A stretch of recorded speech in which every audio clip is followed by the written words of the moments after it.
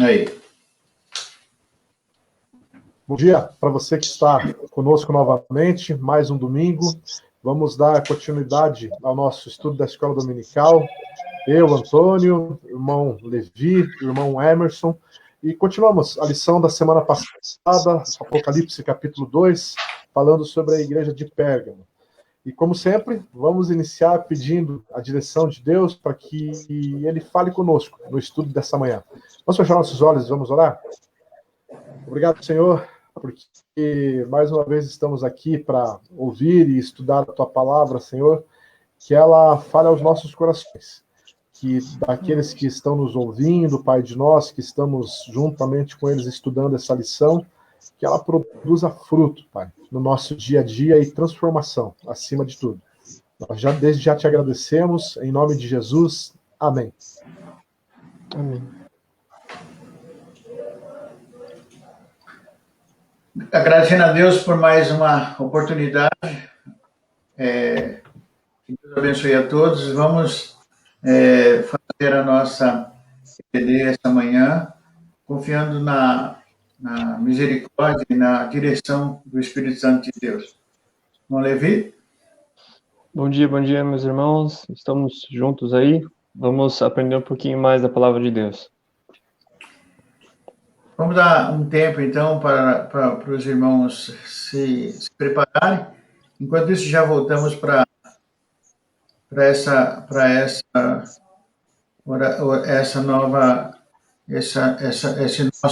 nosso encontro aí, tá? Deus abençoe, então, até mais.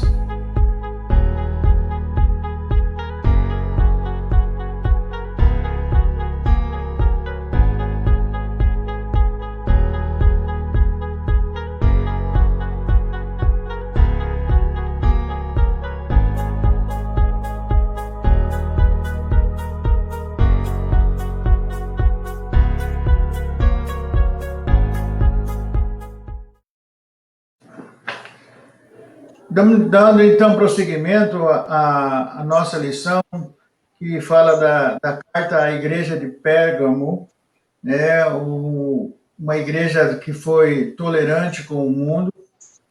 E eu peço ao irmão Levi, então, que faça para nós a leitura do texto lá de Apocalipse 2, de 12 a 17, né, esse nosso texto base, para a gente destacar alguns pontos que nós vamos trabalhar nessa manhã. Vamos lá. Eu vou ler na versão internacional. Então, Apocalipse 2, a partir do 12. Vamos lá. Ao anjo da igreja em Pérgamo, escreva: estas são as palavras daquele que tem a espada afiada de 2 gumes. Sei onde você vive, onde está o trono de Satanás.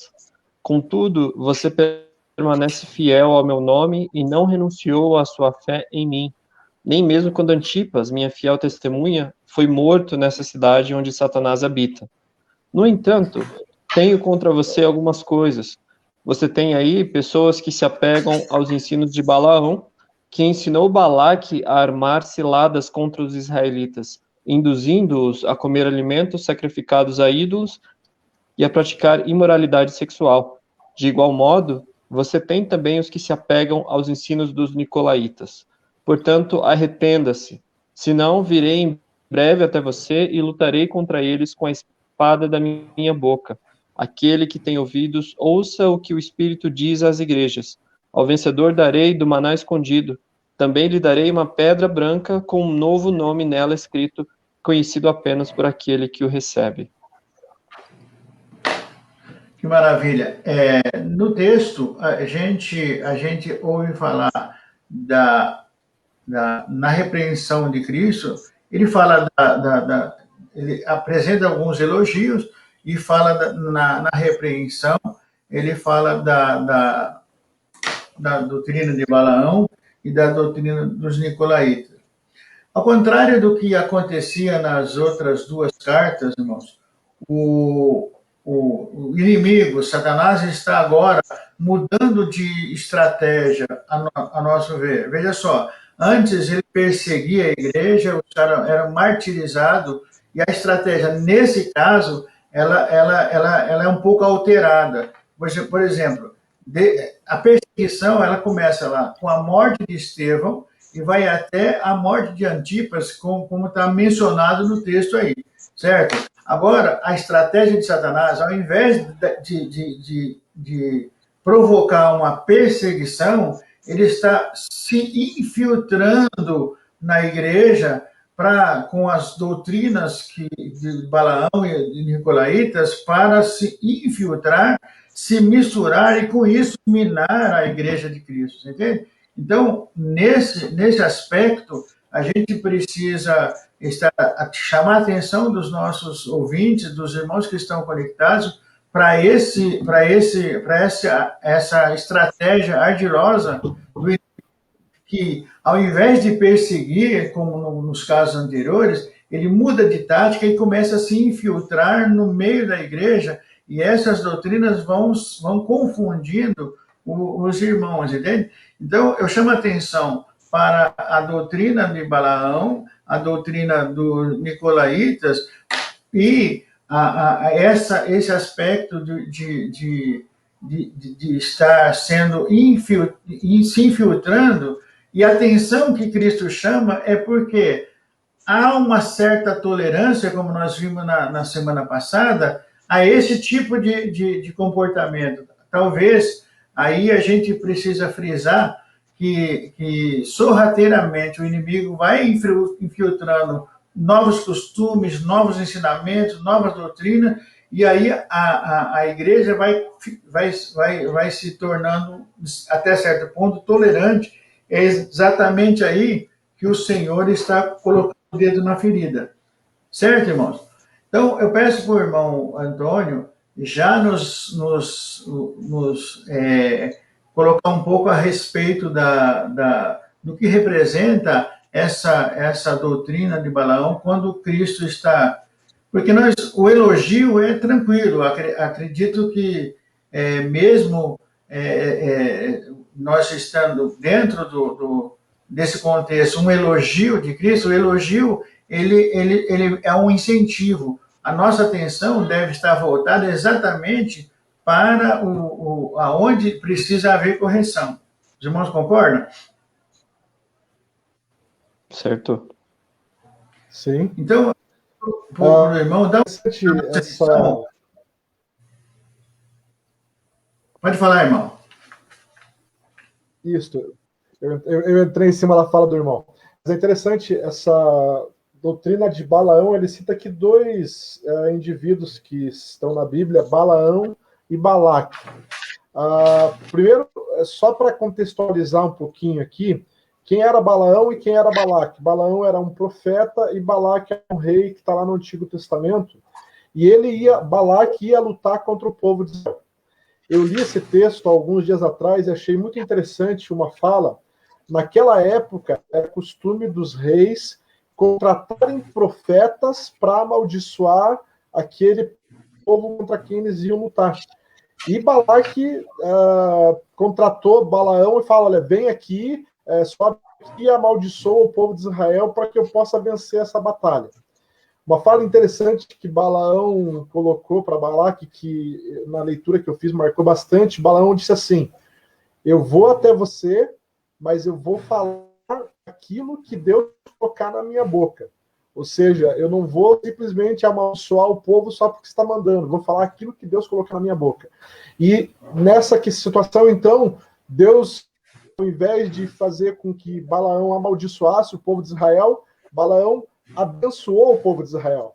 E Balaque, não contente com isso, levou Balaão para um outro lugar. Olha, agora vem profetizar aqui, para daqui você amaldiçoa o povo. E ele fez três vezes Balaão abençoou o povo de Israel em vez de amaldiçoar, que era para que ele tinha sido contratado. Agora, voltando para aqui, quando o autor está falando que o povo, a cidade de Pérgamo, a igreja de Pérgamo tinha ali no seu meio aqueles que seguiam a doutrina de Balaão, é porque daí Balaão não amaldiçoou o povo de Israel, mas ele aconselhou que Balaque mandasse mulheres a fim de seduzirem os homens de Israel para suas festas pagãs. Então, o que estava na igreja de Pérgamo? a igreja estava permitindo que algumas que estavam no meio dela trouxessem essa doutrina de sedução, essa doutrina de sexo, essa doutrina de prostituição, de comidas sacrificadas aos ídolos. E essa era, então, a doutrina de Balaão a que a palavra de Deus aqui está se referindo. E o povo da igreja estava permitindo que essas pessoas que tinham essa linha de pensamento, essa filosofia de vida, se misturassem no meio da igreja e, de certa forma, influenciassem algumas pessoas. Eu, na pesquisa que eu fiz, eu vejo algumas colocações. Veja só, o fato do anjo do Senhor ter se colocado no caminho de Balaão e a jumenta ter falado com Balaão, o anjo do Senhor ameaçou Balaão porque o anjo do Senhor conhecia o coração de Balaão, certo? Balaão, ele era profeta, mas ele era uma pessoa que estava alugando o seu dom de profecia para Baraque, você entende? Ele estava fazendo isso por dinheiro. Então, tem uma anotação aqui, ó. Balaão amava o dinheiro e era inconstante, por isso o anjo do Senhor o ameaçou, tendo por fim levado o povo de Israel a desobedecer ao se contaminarem com as filhas do Moabita, como o irmão bem falou, e a idolatria com os seus deuses e a comerem as carnes sacrificadas aos ídolos, conforme está no texto que o irmão Levi acabou de ler, entende? Então, naquele tempo, houve um castigo de Deus e morreram 24 mil homens, certo? E em Números também, Moisés já falava dessa doutrina que dava conselho de Balaão. Moisés indignou-se grandemente contra os oficiais do exército, capitães de milhares e capitães de centenas, que vinham do serviço da guerra, e Moisés disse: deixasse viver todas as mulheres. Eis que essas foram as que, por conselho de Balaão, deram ocasião aos filhos de Israel para transgredir contra lá em Números 31, de 12 a 18. Quer dizer, então, a atenção que a gente está chamando é que essa doutrina, ela estava sendo infiltrada na igreja de Pérgamo, e isso era um risco muito grande. Então, o Senhor já libera João para fazer uma advertência através de João a respeito dessa... Quando o irmão Levi leu o texto, ele diz: tem no meio de vocês. O texto deixa bem claro: vocês toleram no meio de vocês esse tipo de doutrina, né? Irmão Levi, tem alguma coisa para nos acrescentar aí? Sim, vamos lá. A gente comentou sobre a tolerância na semana passada e como isso é prejudicial, né? Até onde você vai. E a gente acho que vai voltar a falar nesse assunto ainda nessa lição. O quão prejudicial, apesar de você tratar com amor as pessoas, conforme diz a palavra de Deus, eles tinham tolerância, conforme vocês já acabaram de comentar aqui, tinham tolerância com relação a isso. Tem uma questão também nesse texto que eu li, com relação ao elogio que Cristo fez à igreja. Ele começa falando bem justamente sobre algumas coisas que a igreja fazia, né? E ele falava que a igreja conservou o nome de Cristo e não negou a fé, mesmo na situação que aconteceu com Antipas, né? E a gente tinha estudado também na questão na igreja de Esmirna, que Antipas acabou virando mártir e morreu em nome do evangelho, né? O autor até coloca aqui um contexto interessante com relação a Antipas, que ele teve essa morte dentro de um touro, né? O corpo dele foi queimado ali. Ele está na palavra, e ele era bispo de Pérgamo, como se fosse um líder da igreja ali naquela época, né? E na época desse imperador Domiciano, que a gente falou também semana passada, que se auto-intitulava Deus e que era a autoridade máxima, e ele foi fechado dentro de um boi de bronze e aquecido, né? E diz, o que acredita-se é que ele estava orando, né, rogando a Deus durante esse tempo aí, enquanto ele morreu. Então a igreja até permaneceu firme durante esse tempo. Ela recebeu um elogio de Cristo por isso, porque ela permaneceu firme na fé, acreditando. Mas aí que está a questão que que é o foco aqui. Apesar da igreja se manter firme, apesar da igreja manter o amor, preservar a fé, a igreja tolerou alguém como Balaão, que vocês acabaram de comentar, alguém que era um profeta, mas que estava mais interessado aí nas finanças, no resultado financeiro para ele, e era alguém que, apesar de receber ou de ser até nomeado por Deus para levar a sua palavra, para trazer a sua palavra, ele acabou fazendo uma coisa muito complicada. Eu fico imaginando essa situação de um profeta orientando o povo de Deus, né? Não orientando, mas permitindo isso daqui, que as mulheres moabitas ficassem seduzindo os homens de Israel para essas atitudes pagãs. Eu fico imaginando quão feio é isso, né? Quão contrário é isso, aquilo que nós conhecemos com relação ao Evangelho. E eles também passaram a sacrificar a ídolos. E isso, ele estava justamente fazendo o contrário daquilo que ele deveria fazer. Deus chamando um profeta para falar sobre ele, para falar sobre as coisas dele, e o profeta falando, olha, adorem a outros deuses, façam isso para outros deuses, e também com relação a essas situações, né, esses apelos sexuais que a gente sabe quão prejudiciais são.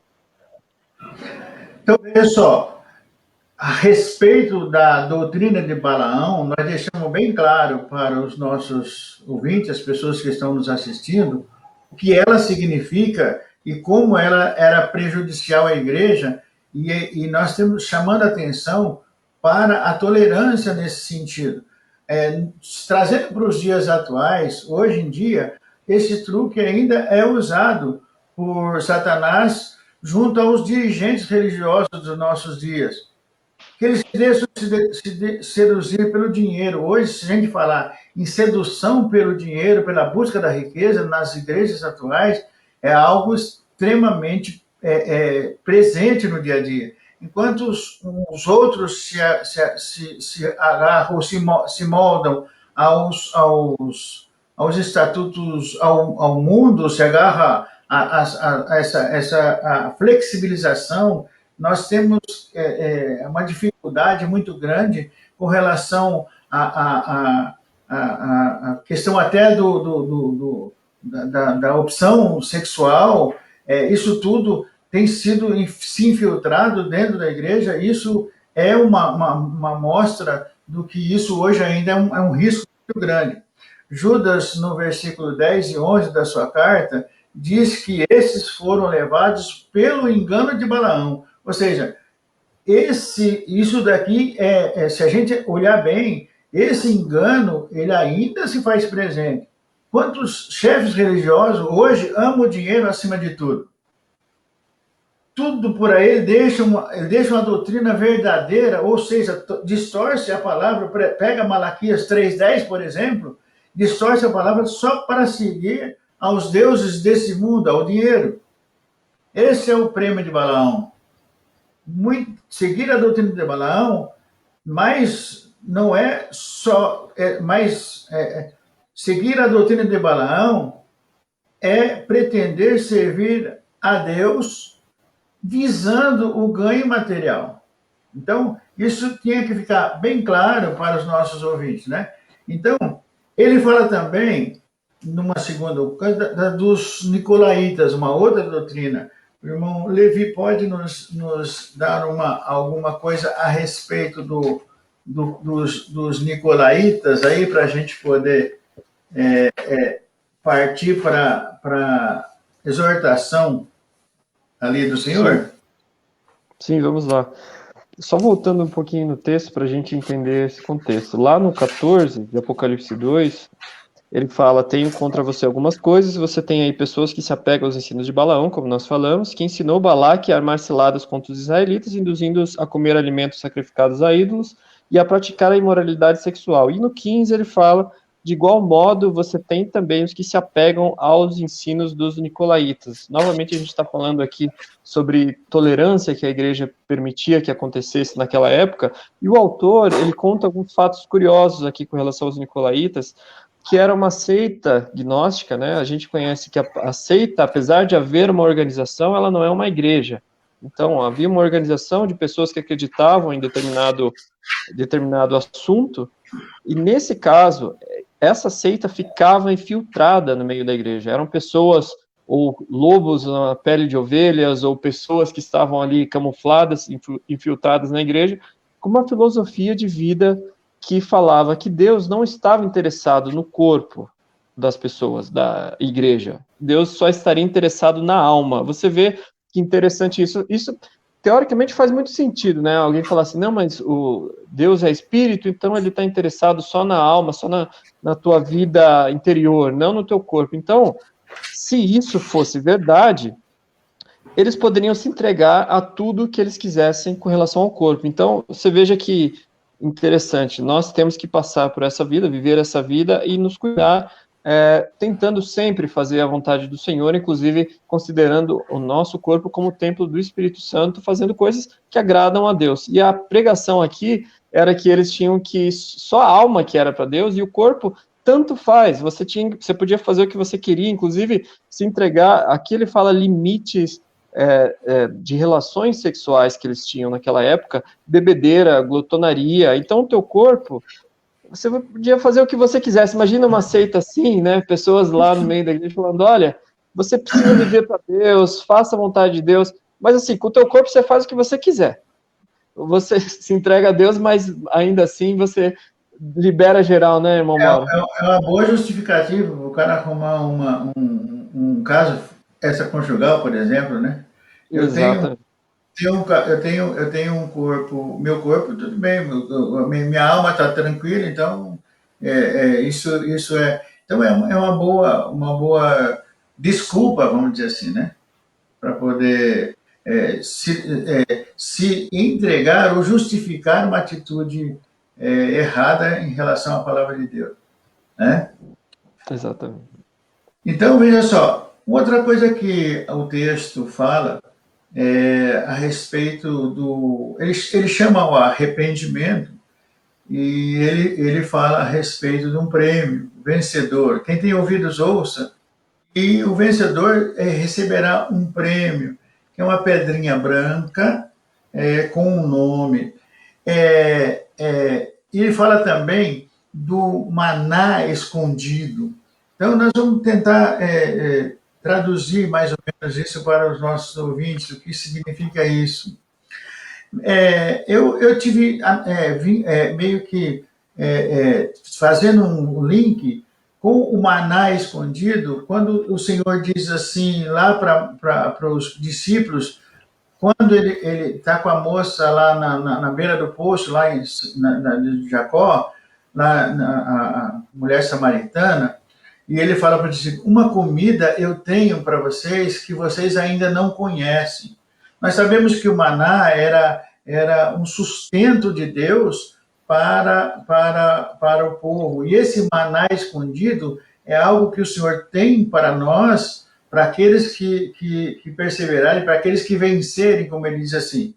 E depois ele fala da pedrinha branca. Os irmãos têm alguma coisa a nos dizer, o irmão Antônio, por exemplo, a respeito dessa pedrinha branca com um novo nome? O que nós podemos trazer aqui de esclarecimento do que seja isso? Irmão, podemos falar nisso? Um pouquinho antes ali, nós não teríamos que voltar ali na onde fala sobre a libertação de Cristo para a igreja, ou vamos continuar direto na pedrinha branca? Parece que nós pulamos ali esse tópico. Não, eu pensei os pontos mais marcantes. Não, veja só, dentro do texto ele fala de Balaão, Israelitas, e depois ele fala, ele convoca o arrependimento e dá uma exortação. Nessa exortação ele fala, né? Mas se o irmão quiser passar ali, pode fica à vontade. Na realidade, o que me chamou a atenção ali, só quando ele vem falando sobre o Balaão e sobre a questão dos nicolaítas, ele fala da necessidade que a igreja se arrependa dessas práticas. Sim. Eu achei interessante isso porque ele estava falando ali o seguinte, que tem esse povo que está praticando essas coisas no meio da igreja, vocês estão sendo tolerantes, que é o tema do nosso estudo, e eu preciso que vocês sejam intolerantes com relação a isso, se arrependam e cortem o mal pela raiz, que foi o que nós falamos semana passada, que Deus ama o pecador, mas não ama o pecado. Então Cristo vem da igreja, olha, vocês precisam tirar essa prática do meio de vocês. E se arrependam e parem de praticar isto, ou então que essa prática de uma vez por todas aqueles que praticam isso e não querem se arrepender. E aí sim ele vem, né, então, para a promessa dele, aí a gente chega aqui, como o irmão estava falando, ao vencedor dá-lhe a pedrinha branca. E tudo na Bíblia tem relação com o contexto da época e trazendo para os nossos dias. Mas na época, por exemplo, tudo fala aqui sobre os vencedores das Olimpíadas gregas, né? Eles eram honrados com objetos de valor que necessitavam de uma certa autenticação. Enfim, além da grinalda de louros, né, aquela coroa de louro que eles recebiam também tabuletas de mármore branco com o seu nome. E a ideia aqui, então, de receber essa pedrinha branca era uma ideia de homenagem ao vencedor, né? E o que nós cremos, o que nós entendemos que essa pedrinha branca que Jesus Cristo vai nos dar, está falando aqui, é o símbolo da nossa vitória nele, da nossa persistência nele, e que quando com ele receberemos essa pedrinha branca que tem nosso nome lá, dizendo, olha, parabéns, você chegou aqui, você lutou um bom combate e você venceu. Sim. Irmão Levi, acrescentando alguma coisa?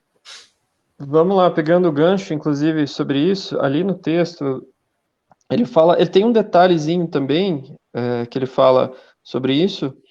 Ao vencedor darei do maná escondido e também lhe darei uma pedra branca com um novo nome nela escrito, conhecido apenas por aquele que o recebe. O próprio autor da revista, ele traz aqui no terceiro ponto, sobre esse novo nome. Aqui ele fala pela primeira vez, o Apocalipse, o autor dizendo, né, que Apocalipse fala pela primeira vez sobre o novo, sobre a palavra nova. E mais tarde ele vai falar também sobre a Nova Jerusalém, sobre o novo céu e uma nova terra. Isso também é um texto maravilhoso que está no livro de Apocalipse. E tudo novo. Essa é uma senha que foi colocada aqui justamente para exemplificar uma mudança de vida, uma mudança de paradigma, digamos assim, né?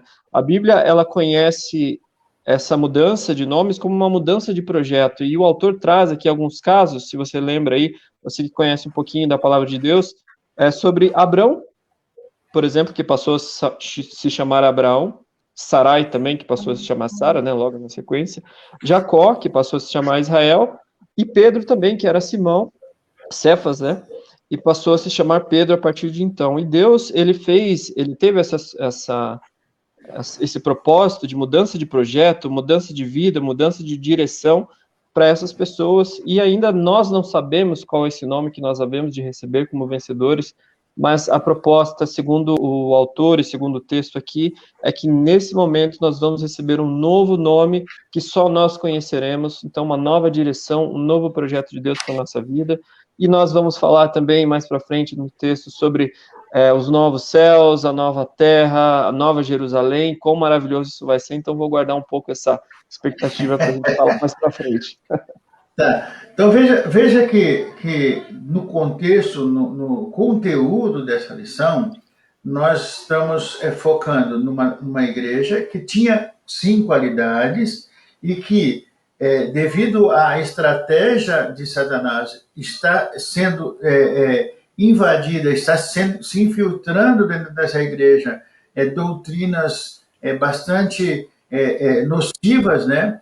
E o que o Senhor chama a atenção através de João no Apocalipse, nesse particular, é que a gente não pode tolerar, olha, uma vez descoberta esse tipo de movimento da igreja, isso não pode ser tolerado.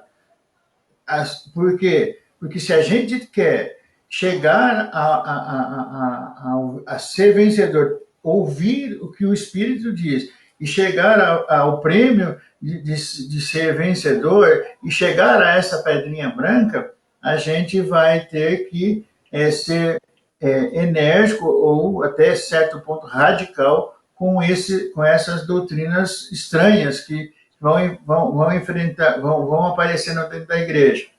Eu, na minha pesquisa, eu fiz mais uma pesquisa a respeito da pedrinha branca. Existia também, na época, nos tribunais, os jurados, eles tinham a pedrinha preta, que significaria condenação, e a pedrinha branca, que significaria absolvição, entende? Então, quando ele faz analogia com a pedrinha branca, é que Cristo nos libertou, ele nos perdoou, e nós teremos uma vida plena com ele. Não há mais pecado, não há mais condenação, como o apóstolo Paulo diz, que aqueles que estão em Cristo é nova criatura e não há mais condenação. Quem levantará acusação contra os escolhidos de Deus, se é Deus que os justifica? Então, essa pedrinha branca com relação a esse aspecto de julgamento, de absolvição, é a absolvição para aquele que tem ouvido, para aquele que obedece a Deus e para aquele que realmente não é conivente nem tolerante com esse tipo de situação, entende? Então, nesse sentido, eu acredito que a gente está deixando bem claro o conteúdo e o que Cristo mostra com relação a essa nossa lição que nós estamos vendo. Então, vamos então deixar o irmão Levi seguir com o seu raciocínio ali para a gente caminhar para o fechamento da lição? A respeito do novo. É o prêmio, né? Novo. Exatamente. Essa é uma expectativa que nós temos com relação ao porvir. Nós entendemos que essa vinda de Cristo é uma vinda que justamente completaria, digamos, esse ciclo até para toda a eternidade. E essa questão do novo é uma questão assim. Eu fico imaginando aqueles que tiveram problemas, dificuldades nessa vida, o próprio Antipas, que foi um mártir, pessoas que morreram em virtude do Evangelho e que tinham uma expectativa de agradar a Deus, de fazer a vontade de Deus.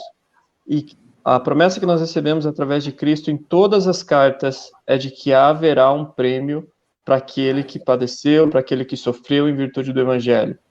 E nós precisamos ter essa fé. Você que está sofrendo nessa pandemia problemas financeiros, problemas conjugais, que também tem aparecido muito, problemas psicológicos em virtude disso, problemas, enfim, de toda a natureza.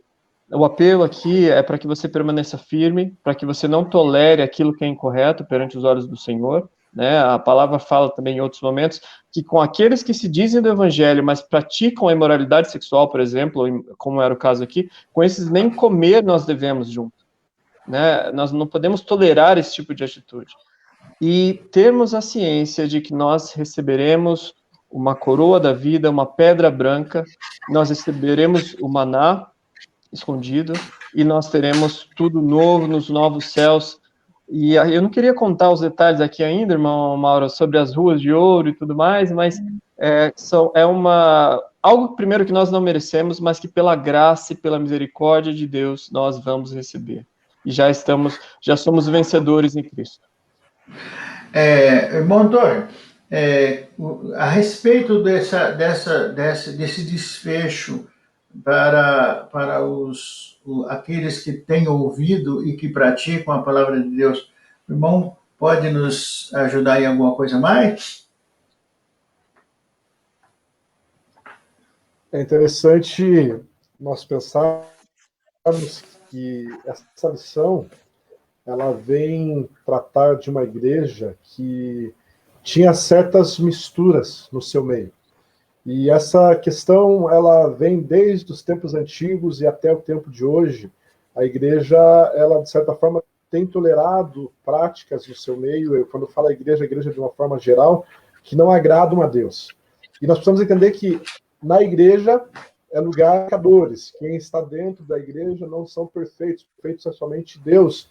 Mas Deus quer que nós busquemos uma prática de santificação, uma prática onde coisas como essas não sejam contidas dentro da igreja do Senhor.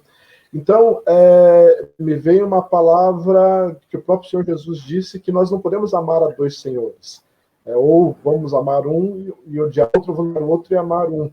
Então, não tem como vivermos essa dualidade, essa mistura, de tentar estar vivendo as coisas de Deus e, ao mesmo tempo, vivendo práticas que não agradam Ele. Por isso que a chamada aqui no livro do Apocalipse é para que a igreja se arrependa, não seja tolerante com essas práticas e procure viver uma vida de santidade que agrade ao Senhor. Certo. Já caminhando para o final, e antes um pouco, eu queria destacar aqui, irmãos, veja só, se a gente olhar para o título da próxima lição, a gente vai ver que essa igreja, ela era tolerante, e essa doutrina, ela vai se avolumando, ela vai crescendo, que na próxima lição, a carta a Tiatira, já havia um comprometimento, ou seja, a Tiatira era uma igreja comprometida com a doutrina falsa, entende? Então percebe o quão nocivo isso vai se a gente não atentar para isso, isso vai meio que envolvendo, de repente a gente está num emaranhado que não consegue mais sair. Eu quero chamar a atenção para uma colocação do apóstolo Paulo. O apóstolo Paulo, em 1 Timóteo 4, ele escreveu assim: ora, o Espírito afirma expressamente que, nos últimos tempos, alguns apostatarão da fé por obedecerem a espíritos enganadores, ensinos de demônios, pela hipocrisia dos que falam mentiras e que têm cauterizado a sua própria consciência. Olha que coisa impressionante. E depois, Pedro, já no final da vida, na sua carta, ele diz assim: assim como no meio do povo surgiram falsos profetas, assim também haverá entre vocês falsos mestres, os quais introduzirão dissimuladamente heresias destruidoras até o ponto de renegarem o soberano Senhor que os resgatou, trazendo sobre si mesmo repentina destruição. E muitos seguirão as suas próprias práticas libertinas, e por causa deles será infamado o caminho da verdade. Também movidos por avareza farão comércio de vocês mesmos com palavras fictícias. Para eles, o juízo lavrado ao longo do tempo não tarda e a sua destruição não dorme. Na segunda carta de Pedro, capítulo 2, de 1 a 3. Então, percebe o quão sério é isso daqui? Entende? Então, que todos os nossos ouvintes, que todos nós possamos entender que Deus não se deixa escarnecer e que a palavra de Deus ela precisa ser pregada com verdade, acima de tudo, sem rodeios e com cuidado de não deixar que esse tipo de ensinamento venha a influenciar, né? Então, caminhamos então para a nossa conclusão. O que o irmão Levi tem a acrescentar? Bom, o apelo aqui é que a palavra ela é a verdade, nós conhecemos isso, e ela existe desde o princípio, mas Cristo, ele é o mesmo ontem, hoje e sempre há de ser. Essa carta, conforme nós conversamos, não é uma carta destinada só à igreja, é uma carta que ela é estendida também para nós, para que nós também tenhamos esse ensinamento. E Cristo ainda, ele vela pela sua noiva, a igreja que é a noiva de Cristo, através do Cordeiro, né, desse sacrifício do Cordeiro, que nós acreditamos, né? E o Senhor, ele faz sempre esse elogio, essa repreensão, essa exortação, e a promessa que ele faz também para sua noiva, que é a igreja. ele faz com esse propósito também, para que a igreja seja santificada, como diz em Efésios 5, tendo purificado por meio da lavagem de água pela palavra, para apresentar a si mesmo gloriosa, sem mácula, nem ruga, nem coisa semelhante, porém santa e sem defeito. Lembrando que esse ensino, por exemplo, dos nicolaítas, que vai completamente ao contrário, né, desse ensinamento, o corpo, nós precisamos preservar o nosso corpo, a igreja, ela precisa ser sem mácula, essa era a intenção. Nós sabemos que, o irmão Antônio também comentou, nós não somos perfeitos, nós somos pecadores, nós temos falhas, mas ainda assim, o propósito de Deus é que nós tenhamos esse propósito, tenhamos esse alvo de cumprir a vontade de Deus e de nos apresentarmos como uma noiva sem defeito a Cristo, aquela noiva sem mácula que apresenta a Ele gloriosa, né, como diz o texto aqui, sem ruga e sem problema, sem coisa semelhante, mas sem defeito. Amém? Irmão Antônio, alguma coisa mais para a gente poder Amém. caminhar? Apenas isso, né? Fica aqui o incentivo dessa raça de Cristo, né? Para você perseverar, permanecer firme, para no final receber aquela pedrinha com um novo nome, participar da Nova Jerusalém, de tudo novo, como o Levi falou aí. Eu vou encerrar frisando, chamando a atenção para nosso contexto atual, onde a gente vê líderes religiosos fazendo uso da palavra de Deus, objetivos outros, entende? Então, corromper o dinheiro, corrompendo o coração de grandes dirigentes. E podemos dizer que esse tipo de dirigente religioso, cujo coração está preso a outras coisas que não a verdade de Deus, se enquadra no que a Bíblia apelida de falso profetismo. E isso nós vemos já através do profeta Miqueias. Deus condena esse tipo de atitude dos que se dizem presbíteros, mas se deixam o seu coração ser dirigido por interesses pessoais. Miqueias 3:11 diz assim: os seus chefes dão as sentenças por suborno. Olha, os seus chefes profetizam, dão a sentença por suborno, e os seus sacerdotes ensinam por interesses, e os seus profetas adivinham por dinheiro, e ainda se encostam a Deus, dizendo: não está Deus no meio de nós? Para a gente meditar.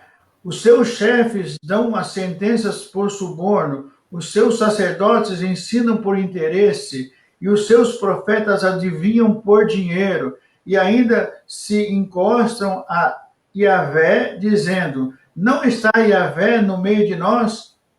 Se ele está no meio de nós, podemos fazer tudo, porque nenhum mal nos sobrevirá.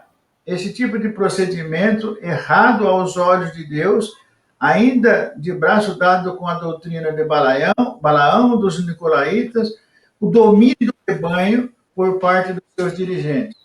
Tudo isso está condensado nesse alerta do profeta Miqueias. Que Deus abençoe. Vamos orar? Irmão Levi, leva nós em oração, por favor. Sim, oremos.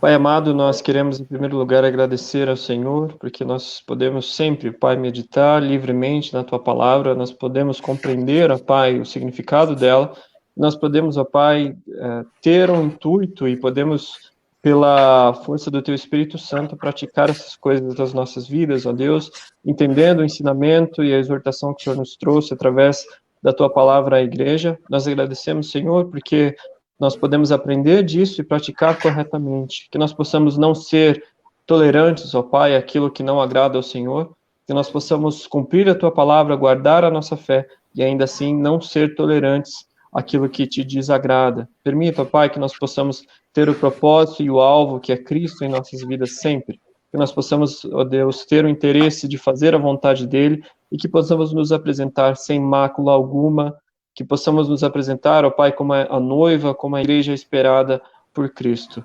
Fale aos nossos corações, permita que sejamos fiéis ao Senhor e que Teu Espírito abunde em nossos corações. Nós rogamos um dia abençoado em nome de Cristo. Amém. Que Deus nos abençoe, que Deus abençoe a sua palavra. Amém.